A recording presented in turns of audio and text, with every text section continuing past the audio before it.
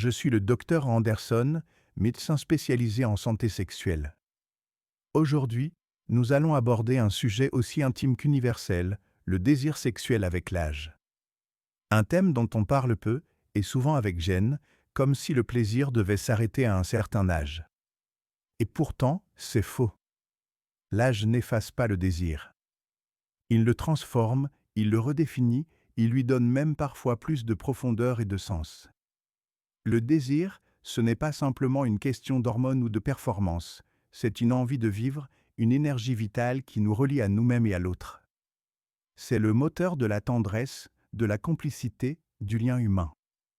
Beaucoup de personnes pensent que le désir disparaît parce que le corps change, parce que la société renvoie l'image que la sexualité appartient aux jeunes. Mais la vérité, c'est que le désir n'a pas d'âge. Il peut s'exprimer différemment, plus calmement peut-être, mais il reste bien présent. Vieillir, c'est parfois ralentir, mais ce ralentissement ouvre la porte à une autre forme de plaisir, plus douce, plus consciente, plus émotionnelle. C'est une invitation à redécouvrir la sensualité, à s'écouter, à se redéfinir seul ou en couple. Et c'est justement ce que nous allons explorer ensemble aujourd'hui, pourquoi le désir ne disparaît pas avec l'âge, comment il évolue et comment continuer à nourrir cette belle énergie du plaisir à chaque étape de la vie. Alors, installez-vous confortablement, respirez et surtout, laissez tomber les tabous. Parce que le désir ne vieillit pas, il se réinvente. Le désir, ce n'est pas seulement une pulsion ou un réflexe du corps. C'est avant tout une énergie de vie, une force intérieure qui nous pousse vers l'autre, vers la tendresse, vers la connexion. C'est ce petit moteur invisible qui nous rappelle que nous sommes vivants, sensibles et capables d'aimer. Et cette énergie-là, elle ne disparaît jamais vraiment. Elle peut changer de visage, de rythme, d'intensité, mais elle reste présente, parfois plus discrète, plus émotionnelle, plus intime, mais toujours là. Une énergie qui évolue, mais ne s'éteint pas avec les années, le désir se transforme. Il devient moins impulsif, moins guidé par la performance, et plus nourri par l'affection, la tendresse, la complicité. On passe du besoin de prouver à l'envie de partager. Du geste spontané à la présence consciente. Le corps ralentit peut-être, mais le cœur, lui, reste curieux. Et c'est souvent dans cette lenteur nouvelle que le plaisir trouve une autre dimension, plus profonde, plus sincère, plus humaine. Ce qui éteint le désir, ce n'est pas l'âge. Beaucoup de personnes croient qu'avec le temps, il est normal de ne plus rien ressentir. Mais dans la plupart des cas, ce n'est pas le corps qui s'éteint, c'est l'esprit qui se ferme. La peur, la fatigue, la routine, le manque de communication ou parfois les jugements de la société étouffent petit à petit le feu intérieur. La bonne nouvelle, c'est que ce feu peut toujours être rallumé. Car tant qu'il y a du lien, du regard, de la tendresse, il y a du désir. Le désir, une flamme à entretenir, le désir ne se perd pas, il s'entretient. Il se nourrit de curiosité, de partage, de plaisir simple. Une discussion intime, un geste tendre, un moment de rire ou de complicité suffisent parfois à le réveiller. Le secret n'est pas de chercher à retrouver le désir d'avant, mais de cultiver celui d'aujourd'hui, celui qui correspond à votre âge, à votre corps, à votre rythme. Le désir, c'est la preuve que la vie continue à circuler en nous. C'est une forme d'énergie vitale, au même titre que la joie, la créativité ou la curiosité. Et tant que l'on garde cette flamme, même petite, on reste vivant, vibrant et profondément humain. Vieillir, c'est voir son corps évoluer et c'est parfaitement normal. Le temps qui passe modifie notre physiologie, notre peau, nos muscles, nos hormones. Mais cela ne veut pas dire que le plaisir disparaît. Cela veut simplement dire qu'il faut apprendre à mieux connaître ce nouveau corps, à l'écouter, à l'accompagner avec douceur. Avec la ménopause, le corps entre dans une nouvelle étape. Les hormones féminines, notamment les estrogènes, diminuent, cela peut entraîner une sécheresse vaginale, une sensibilité plus fragile, parfois une diminution du désir. Mais tout cela n'est ni une honte, ni une fatalité. Aujourd'hui, la médecine offre des solutions très efficaces, des lubrifiants et hydratants intimes adaptés à chaque femme, pour retrouver le confort. Des traitements hormonaux locaux, sous forme de crème ou d'ovules, pour régénérer la muqueuse vaginale. Une rééducation périnéale pour renforcer le tonus, la confiance corporelle et la sensibilité. Et parfois même un accompagnement sexologique pour réapprendre à vivre son corps sans gêne ni douleur. L'important, c'est de ne pas rester seul avec ses difficultés. Une simple discussion avec un professionnel de santé peut déjà changer la vie intime. Chez l'homme aussi, le corps évolue.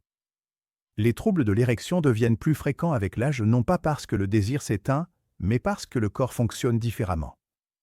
La circulation sanguine peut être moins fluide, certaines maladies comme le diabète ou les problèmes cardiovasculaires jouent un rôle, et certains médicaments peuvent influencer la libido.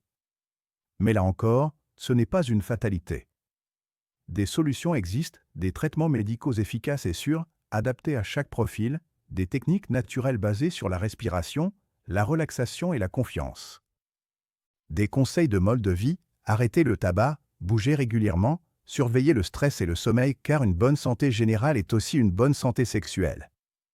Et surtout, il faut rappeler ceci, avoir une érection moins ferme ou plus lente ne signifie pas que le désir a disparu.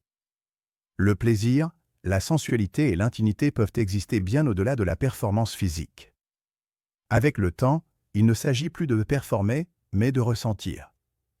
Le corps vieillit, oui, mais il reste vivant, sensible et désireux de contact.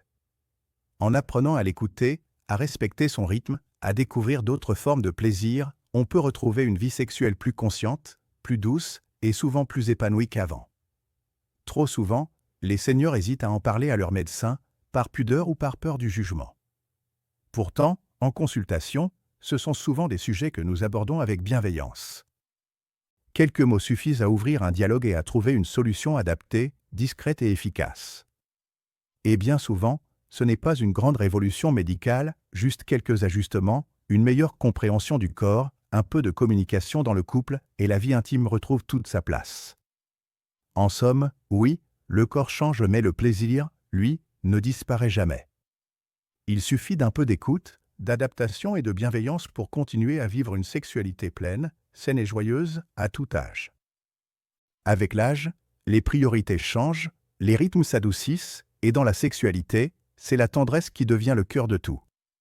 Les rapports ne sont plus une course, ni une performance, mais un moment de lenteur, de douceur et de présence. On apprend à redécouvrir son partenaire autrement, non plus seulement par le corps, mais par le regard, le geste, la parole. Une main posée, un sourire, un rire partagé peuvent devenir des préliminaires du cœur, bien plus puissants qu'un simple acte charnel. À cet âge, la sexualité se transforme. Elle n'a plus besoin d'être spectaculaire pour être belle. La lenteur devient une alliée précieuse, elle permet de ressentir vraiment, d'être à l'écoute de soi et de l'autre, de savourer chaque sensation. Prendre le temps, ce n'est pas perdre le désir, c'est lui donner plus de profondeur. C'est une manière de dire à l'autre « je suis là, pleinement présent, sans attente, sans pression ».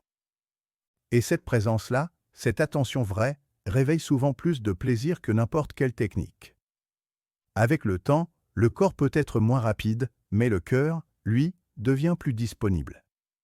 La sexualité devient une forme de communication silencieuse où les gestes remplacent les mots. C'est un espace de partage, de confiance et d'émotion où l'on n'a plus rien à prouver, seulement à offrir. Beaucoup de couples témoignent qu'après des décennies ensemble, leur sexualité est devenue plus tendre, plus vraie, plus complice. Ils se connaissent mieux, s'écoutent davantage, se jugent moins. Le plaisir n'est plus dans la performance, mais dans la connexion. Pour certains, la sexualité après 60 ans devient même une forme de guérison intérieure. Elle aide à réconcilier son corps avec le temps qui passe, à retrouver la confiance après une période de doute, de maladie ou de solitude. Le contact, la proximité, le simple fait d'être touché ou enlacé peuvent raviver une sensation de vie. Le corps se sent reconnu, aimé, accepté et c'est souvent là que le désir renaît. Et c'est là que le désir prend tout son sens, il ne cherche plus à prouver quoi que ce soit ni sa virilité, ni sa jeunesse, ni sa performance. Il cherche à partager, à offrir du plaisir, de la présence, du respect, à vivre un moment sincère, sans masque, sans comparaison, sans peur du regard de l'autre. Vieillir ensemble, c'est aussi apprendre à aimer différemment, à trouver de la beauté dans la simplicité et de la passion dans la tendresse. La sexualité après 60 ans, ce n'est pas une nostalgie du passé, c'est une invitation à redécouvrir l'amour sous une forme plus douce, plus vraie, plus humaine. Et c'est souvent dans cette simplicité retrouvée que le plaisir devient le plus profond. Le désir, comme toute énergie, a besoin d'être entretenu. Et bonne nouvelle, il n'est jamais trop tard pour le réveiller. Voici quelques gestes simples, à la fois physiques, émotionnels et psychologiques, qui peuvent faire une vraie différence. Le premier conseil, et peut-être le plus important, c'est le dialogue. Le silence est souvent le plus grand ennemi de la vie intime. Parlez à votre partenaire de ce que vous ressentez, de vos envies, de vos craintes, ou même de ce qui vous gêne. Il ne s'agit pas de tout analyser, mais simplement d'oser exprimer. Souvent, l'autre ressent les mêmes doutes, mais n'ose pas non plus en parler. Une conversation sincère peut suffire à rallumer la flamme, à briser la gêne, à rétablir la complicité. Et n'oubliez pas, le désir commence souvent bien avant la chambre, dans le regard, dans la parole, dans l'attention qu'on se porte chaque jour. Le corps et le désir sont intimement liés. Une bonne santé physique, c'est une base solide pour une vie sexuelle épanouie. Une alimentation équilibrée riche en fruits, légumes, bonne graisse et pauvre en sucre favorise la circulation sanguine et soutient les hormones. Une activité physique régulière, même douce, améliore la confiance en soi, l'endurance et la vitalité. Et bien sûr, un bon sommeil, il régule les hormones du stress et du désir. Bouger, bien manger, bien dormir, ce ne sont pas que des conseils de médecins, ce sont de véritables stimulants naturels du plaisir.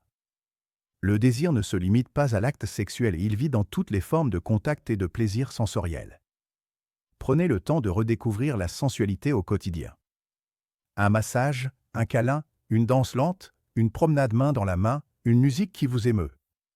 Tout ce qui stimule vos sens nourrit aussi le désir. La sensualité, c'est ce qui reconnecte le corps à l'émotion. C'est un langage silencieux qui dit « je t'aime, je suis là, je te vois ». Et cette attention, cette présence, rallume souvent bien plus que n'importe quelle technique. Enfin, n'ayez aucune honte à parler de sexualité à votre médecin. C'est une partie intégrante de votre santé. Beaucoup de troubles sexuels sont facilement traitables, troubles hormonaux, effets secondaires de médicaments, stress, anxiété, dépression légère. Votre médecin est là pour vous écouter sans jugement et pour vous orienter vers des solutions simples, efficaces et adaptées à votre âge et à votre situation. Et parfois, un accompagnement sexologique ou psychologique permet aussi de retrouver confiance en soi et en son couple. Parler, c'est déjà reprendre le pouvoir sur sa vie intime. Le désir n'a pas d'âge, pas d'horaire, pas de forme idéale. Il peut être doux, fort, irrégulier, parfois discret et c'est très bien ainsi. Ne vous comparez pas. Ne cherchez pas à reproduire le passé. Apprenez à accueillir ce que vous ressentez aujourd'hui, sans pression, sans culpabilité. Parce qu'au fond, le désir, c'est simplement l'envie de se sentir vivant. Et cette envie-là, tant que vous respirez, elle existe toujours. Vieillir, ce n'est pas perdre sa capacité à désirer. C'est simplement apprendre à aimer autrement. C'est découvrir que la passion ne se mesure pas à l'intensité du feu, mais à la chaleur qu'il dégage dans le temps. Avec les années, le corps change, le rythme ralentit, mais le cœur, lui, reste capable de vibrer. Le désir devient alors plus conscient, plus tendre, plus vrai. Il s'affranchit des pressions, des comparaisons, des illusions de jeunesse, pour laisser place à quelque chose de plus précieux, une intimité sincère, une sensualité apaisée et un amour plus profond. Non, l'âge n'efface pas le désir sexuel. Il ne l'annule pas, il le transforme. Il lui donne une nouvelle forme, plus subtile, plus humaine, plus riche. Le désir devient un art de vivre, celui de ressentir, de se connecter, de partager. C'est une invitation à ne pas renoncer à la tendresse, à ne pas éteindre la flamme, même quand la société veut vous faire croire que ce n'est plus de votre âge. Parce qu'en réalité, tant qu'il y a de la vie, il y a du désir. Et tant qu'il y a du désir, il y a de la vie. Merci d'avoir regardé cette vidéo. J'espère qu'elle vous a permis de poser un regard nouveau sur votre corps, sur votre couple et sur le plaisir. Si ce message vous a parlé, abonnez-vous à la chaîne, laissez un commentaire pour partager votre ressenti et transmettez cette vidéo à quelqu'un qui a besoin d'entendre qu'il n'est jamais trop tard pour aimer, pour désirer, pour vibrer. Parce que le désir, c'est bien plus qu'une émotion passagère. C'est le souffle de la vie, la preuve que le cœur, même après des années, sait encore s'émerveiller. Et la vie, tant qu'elle bat, a toujours envie d'aimer.